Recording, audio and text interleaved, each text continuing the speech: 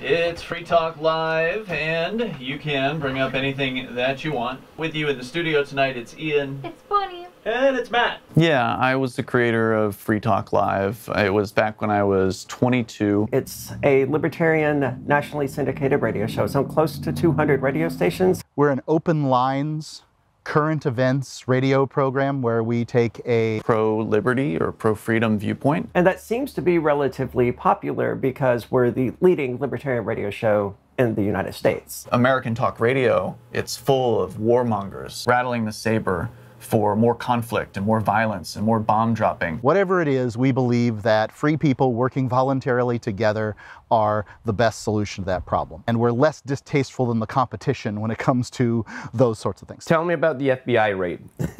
Tell me about the FBI raid. Tell me about the FBI raid. So it was... Back up. You're not allowed in this area. This is a law enforcement area. Hey, don't touch me. Back up. Don't touch me. Back up. Oh, they're going in. Hey, 9X, if you're out there, get over here to Ian's place. They got FBI here. What are you doing? What are you doing? You're under arrest.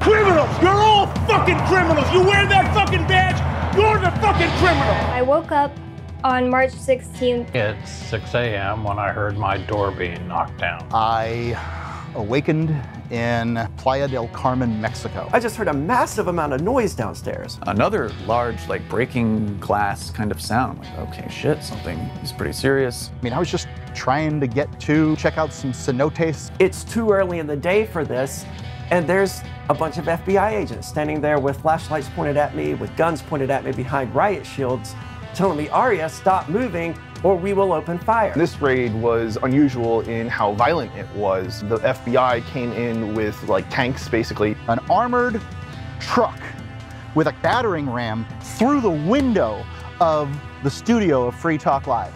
I didn't believe it for a second. And there's a bunch of people out there, the FBI, the ATF, the IRS, the Postal Service, the local police. There was at least half a dozen to a dozen different departments. One of the FBI guys said, "Don't worry, we're just here for Colleen."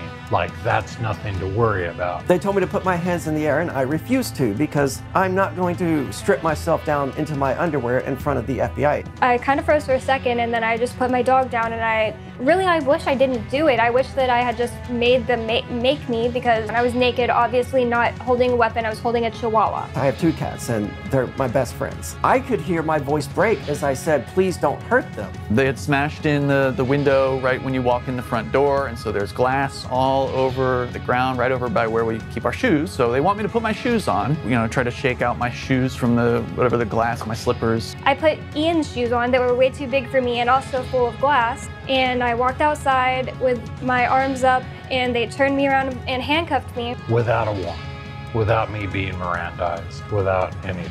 I'm smoking as fast as I can. I got 1.5 cigarettes in before they finally asked me about cryptocurrency, and I said, yeah, I'm gonna need a lawyer now. They took all the gold and silver that the church had in a safe, hardware wallets, for instance. They took my Nintendo Wii U. They took like $170,000 in cash. They don't like what we say. This is our second raid on Free Talk Live, and the first time they brought no evidence to bear against us.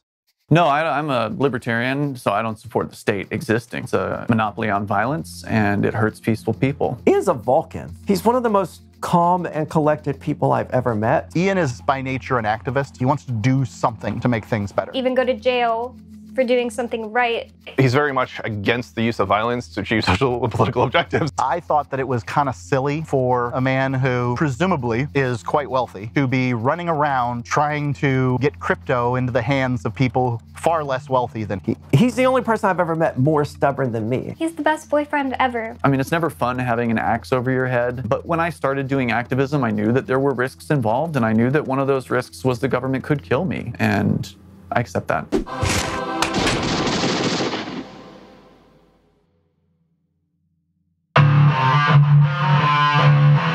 I'm I'm originally from the Bible Belt. Being trans, that created an interesting life for me. I ended up doing a talk radio show, which was myself, a Satanist, a Muslim, and an evangelical Christian. She's a great talent. She hosts the show with me. There was some trepidation I had, bringing Aria on. There's no doubt. But what Aria showed me was Aria's dedicated to her craft. Very, very brilliant individual, technically capable. The government, religion, they're just pacifiers for them, and the average person need those pacifiers. When I was in jail, she was the person who really held things together. They could shoot me, they could do whatever they wanted, except make me give up my own dignity.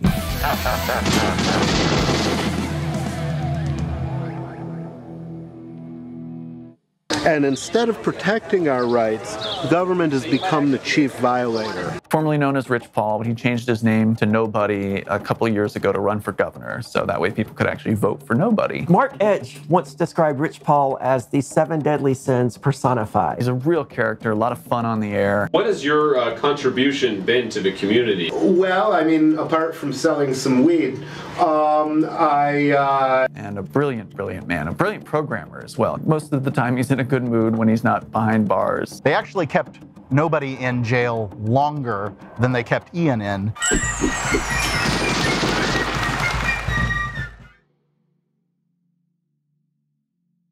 Colleen Fordham is the co-owner of the Mighty Moose Mart. She's a Free Stater. She's moved here with her husband, Chris. Actually, they got married after the raid. She's, I would say, very innocent. Not someone who goes looking for trouble. She looks to help people out. If they were just going after the Bitcoin Embassy, I could see them definitely coming after me because I was a co-founder of the Bitcoin Embassy. Would you switch places with her? If it could get her out of all this, absolutely.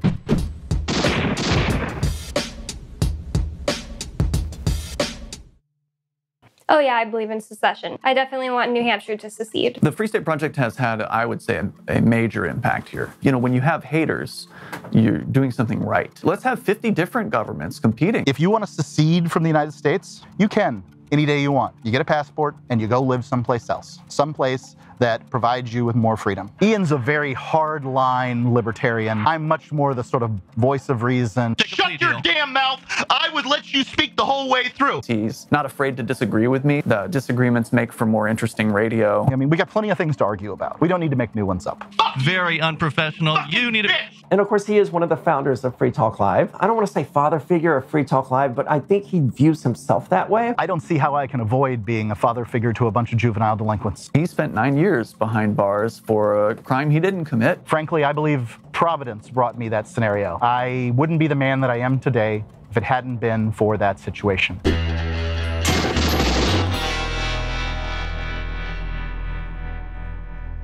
One of the reasons why the Shire Free Church got into helping people connect with cryptocurrency is because we see it as a path to peace. Get more people to adopt it, and we destroy the ability of governments to just inflate the currency as they choose to pay for bombs and stuff like that. Money is the tool of our oppressors in this country. And Satoshi Nakamoto intended to disrupt that. All these big players in the US federal government, they may not understand how the blockchain works, but they certainly understand that crypto is a threat to the US government's money system. And anything that's a threat to that money system must be fought. I am charged with operating an unlicensed money transmitting business. There's conspiracy to operate an unlicensed money transmitting business. Wire transfer fraud. A continuing financial crimes enterprise, which only I was charged with, is a minimum of a 10-year sentence for that one. I didn't happen to do the things that the FBI believes is illegal while working for their banker masters. Helping people get in touch with cryptocurrency, to me, that's not a crime. What is your end goal? Peace on earth.